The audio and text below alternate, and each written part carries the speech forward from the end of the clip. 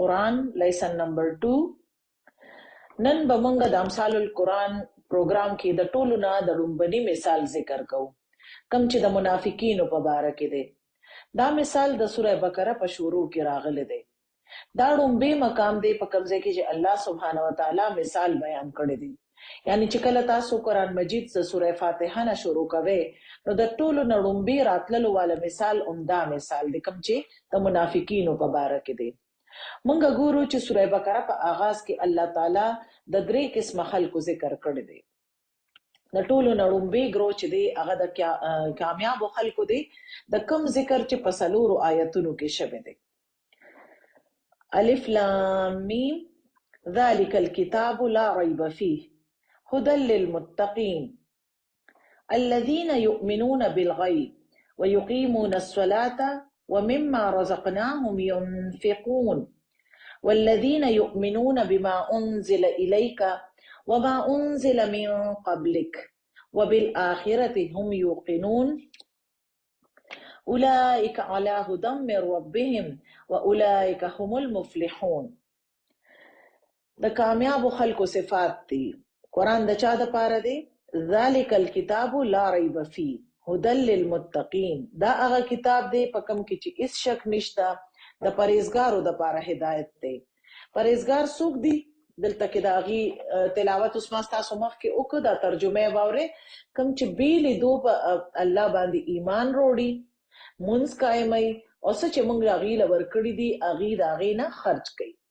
یعنی غایبانه طور باندې ایمان روړل، مونځ قایمول، د الله په لار کې خرج کول، دا د دې صفات دي.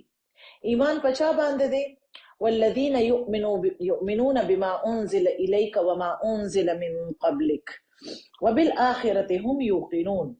او کوم چې ایمان روړي په هغې باندې کوم چې رالیږلی شوی دی په تاسو باندې، یعنی په محمد صلی الله علیه وسلم، او څه چې ستاسو نه مخکې رالیږلي شوي دي، او په آخرت باندې مغې یقین لري.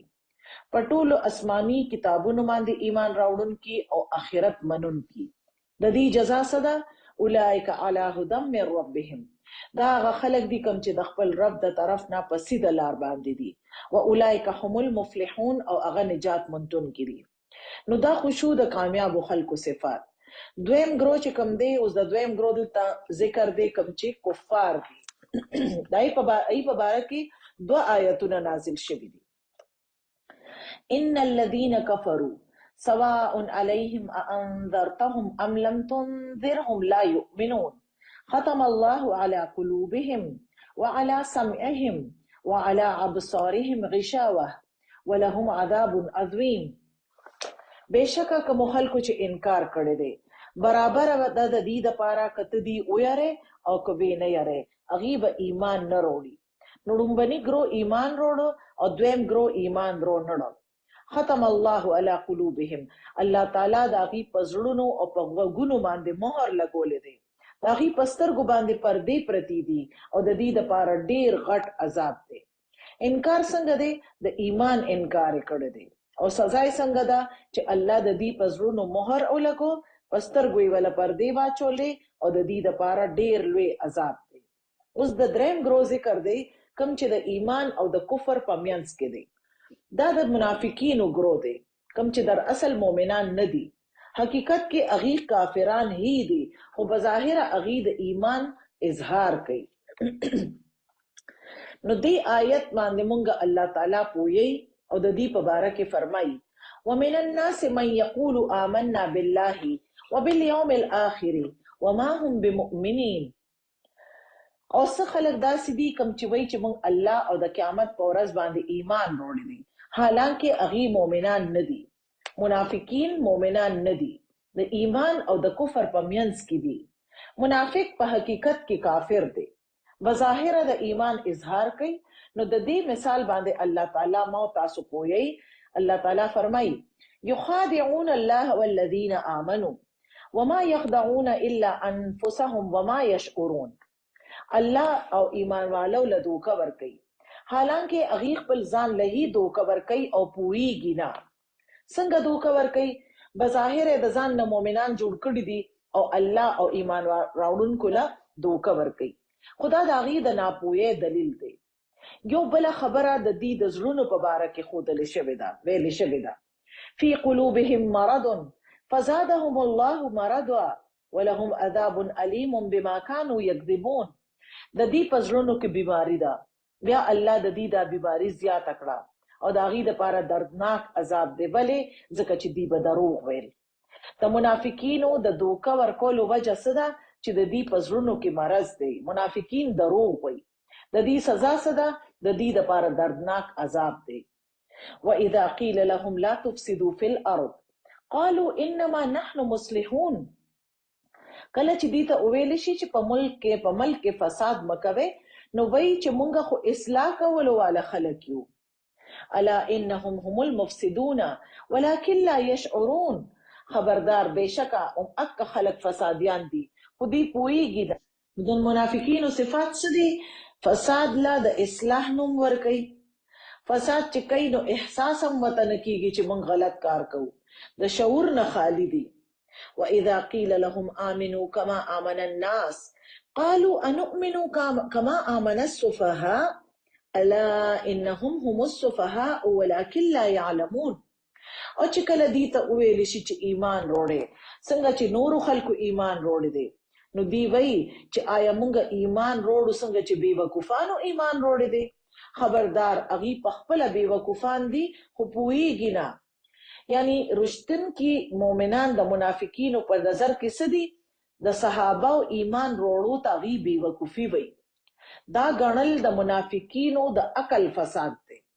وَإِذَا لَقُوا الَّذِينَ آمَنُوا قَالُوا آمَنَّا وَإِذَا خَلَوْا إِلَى شَيَاطِينِهِمْ قَالُوا إِنَّا مَعَكُمْ إِنَّمَا نَحْنُ مُسْتَهْزِئُونَ.